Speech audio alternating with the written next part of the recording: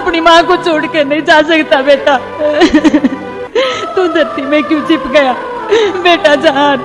देख मैं तेरी माँ अपनी कसम वापस लेती हूँ बेटा, अब तो बाहर आ जा।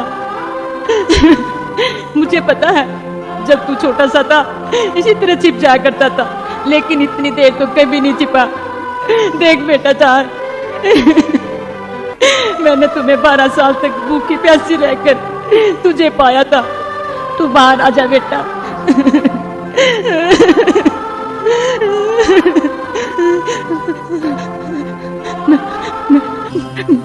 मैं बेटा तुम्हें अभी बाहर निकालती हूँ, अभी बाहर निकालती हूँ बेटा।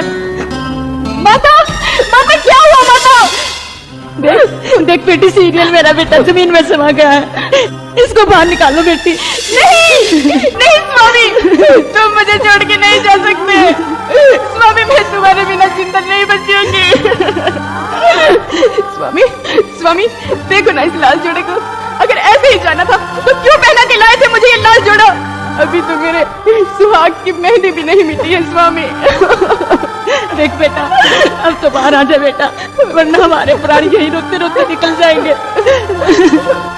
अपनी माँ की कातिल ना से बेटा, कम से कम इसी सुहाग के लिए तो बाहर आ जा बेटा, बाहर आ जा बेटा।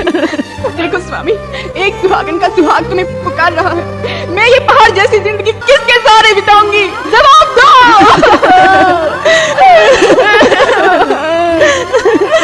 बेटी इस तरह रोने से कोई फायदा नहीं, इस भाले को पकड़ कर खींचते हैं, शायद इसके साथ बाहर आ जाए।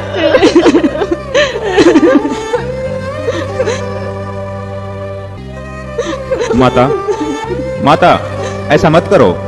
सीरियल छोड़ दो तुम इस भाले को।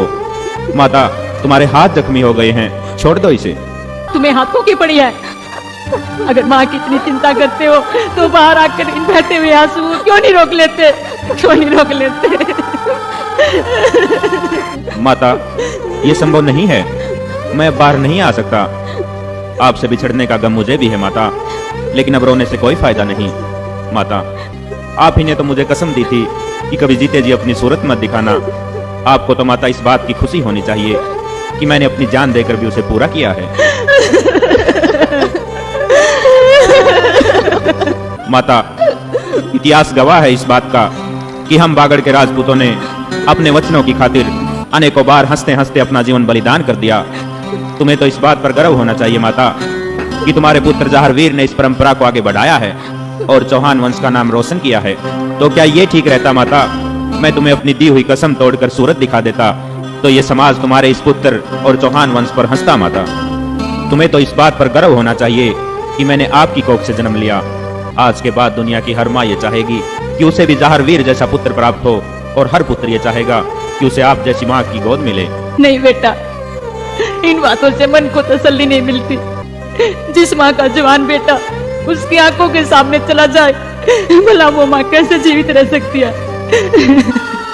बेटा अगर तुम्हें अपनी माँ का दूध पिया है तो बाहर आ जा बेटा, बाहर आ जा बेटा।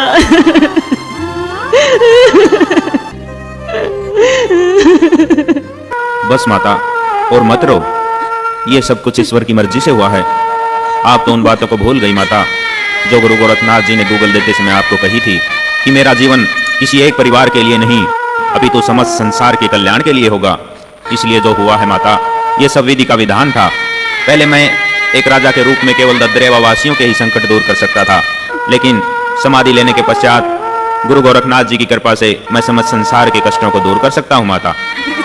लेकिन स्वामी मेरे कष्टों का क्या होगा? मैंने जो भी जीवन आपको देखा भी नहीं था। मेरी माँ का सिंदूर मिटाने का आपको कोई अधिकार नहीं है, कोई अधिकार नहीं है आपको। रानी सीरियल, याद करो वो दिन जब आपके साथ हमारी पहली मुलाकात हुई थी। हमने तभी आपको कहा था कि मेरा जीवन तो ईश्वर ने दीन दुखियों की मदद के लिए बनाया है। फिर भी रानी सीरियल, तुम इस तरह उदास मत हो। हम आपको ये विश्वास दिलाते हैं कि जब तुम मुझे पुकारोगी तो अपने पास ही महसूस करोगी। हमें अपने से दूर कभी नहीं समझना सीरियल। बेटा बेटा तुम ठहरो, मैं अभी सैनिकों को बुलवाकर मिट्टी हटवाती हूँ।